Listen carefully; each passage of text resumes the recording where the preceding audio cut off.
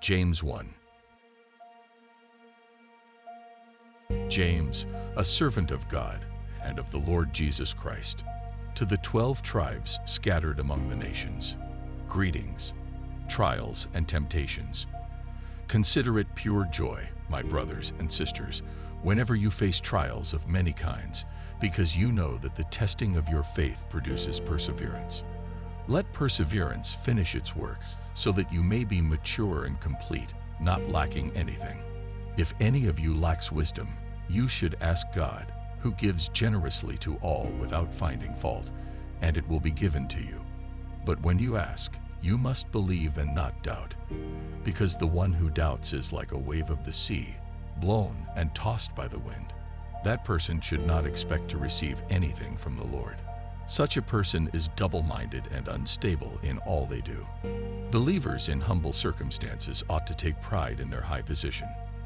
But the rich should take pride in their humiliation, since they will pass away like a wild flower. For the sun rises with scorching heat and withers the plant. Its blossom falls, and its beauty is destroyed. In the same way, the rich will fade away even while they go about their business. Blessed is the one who perseveres under trial, because, having stood the test, that person will receive the crown of life that the Lord has promised to those who love him. When tempted, no one should say, "God is tempting me." For God cannot be tempted by evil, nor does he tempt anyone.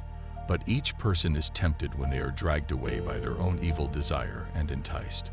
Then, after desire is conceived, it gives birth to sin, and sin, when it is full grown, gives birth to death. Don't be deceived, my dear brothers and sisters. Every good and perfect gift is from above, coming down from the Father of the heavenly lights, who does not change like shifting shadows. He chose to give us birth through the word of truth, that we might be a kind of firstfruits of all he created, listening and doing. My dear brothers and sisters, take note of this. Everyone should be quick to listen, slow to speak, and slow to become angry, because human anger does not produce the righteousness that God desires. Therefore, get rid of all moral filth and the evil that is so prevalent, and humbly accept the word planted in you, which can save you. Do not merely listen to the word and so deceive yourselves. Do what it says. Anyone who listens to the word but does not do what it says is like someone who looks at his face in a mirror, and after looking at himself, goes away and immediately forgets what he looks like.